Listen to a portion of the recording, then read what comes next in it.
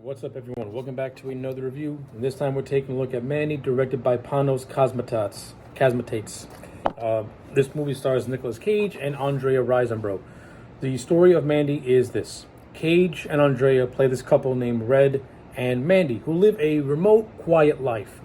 Until one day, Mandy runs into this religious cult, and the leader of said cult, named Jeremiah, becomes obsessed with Mandy, to the point where he pretty much has both Red and Mandy kidnapped. When Andrea refuses the religious leader, he pretty much kills her in front of Red. This causes Red to want to seek the most heinous revenge on the people who pretty much ruined his life. So yeah, that is the overall story of Mandy. Like, the bare bones plot of Mandy, it's a stereotypical revenge plot. Nothing spectacular, nothing fancy. However, the way Mandy tells the story, that's where the fun really begins. So before I go into that, let's just cover the bare bones basics first. Overall, love Mandy. I thought this was an outstandingly good movie. This is probably Nicholas Cage's best movie in God knows how long. He killed it in the role as Red Miller. What made Cage's performance in this movie work so well is that Panos knew when and when not to unleash the Cage Man. Like, when Nick Cage needed to be, act normal and just subdued, those scenes worked really, really well. And that's where the chemistry between Cage and Andrea really comes through. And that's where you get the sense of them being a very, very loving couple. So that way, when Mandy eventually is murdered by the religious cult, we feel for Red, because we've had time to get to know them a little bit, and we get to know their histories with one another. We know that Red is a recovering alcoholic, and that he's possibly a veteran, and we get the sense that Mandy, she's also had a turbulent life as well. So these two damaged people kind of found solace in one another. And when Mandy is killed, that's when Red just goes off the deep end.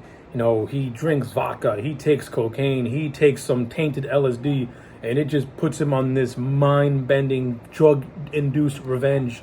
And that's what, and it's completely bonkers. And I'll get to that when I get to that later on in the review. But just as an overall for Nick Cage's performance, top-notch. This is Cage at his best. He didn't have a lot of dialogue in this movie, but that's okay. This is not a very dialogue-heavy movie, which I appreciate. This movie is more on being a visual, is more on telling its story through visuals.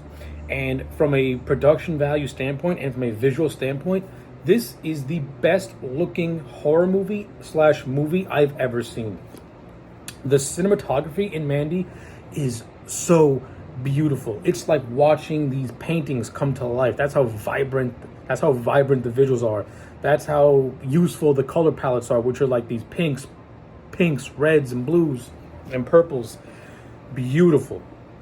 It's literally like watching canvases come to life on screen. That's how vibrant, and that's just how outstandingly elegant the cinematography looks in this movie.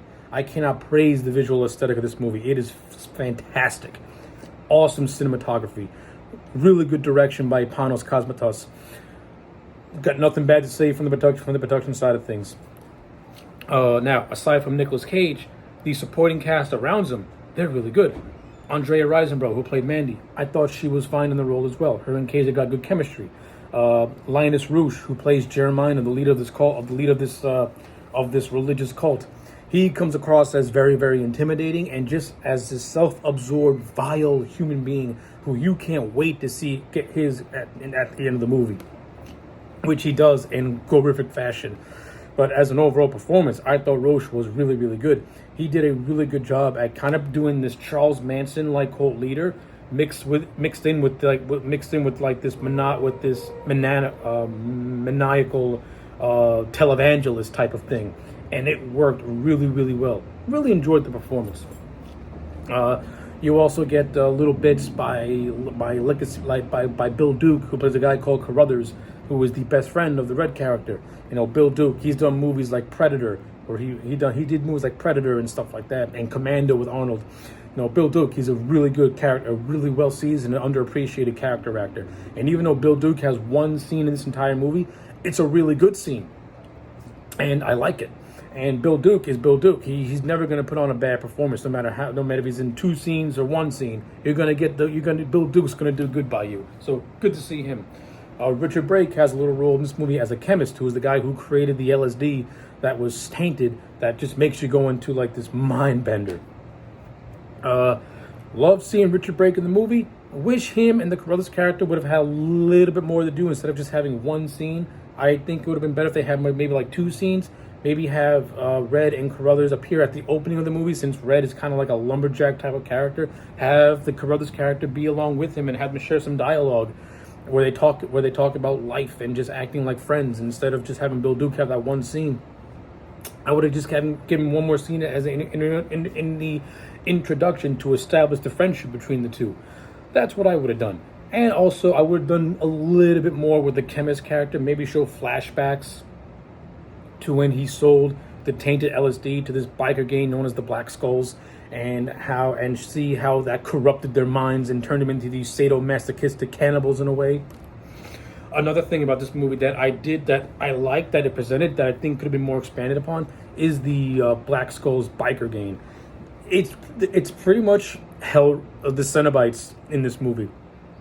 But what's also cool is that they're not supernatural. They're just the LSD tainted drugs that they took screwed up their minds so bad that it turned them into sadomasochists. And the look of the Black Skulls biker gang is just very intimidating and just very like, oh, I don't want to go to the backwoods and run into these guys. I ain't gonna make it out alive. I wish the Black Skulls actually had some more scenes in this movie because that was catching my interest. And I would like to see more story behind them.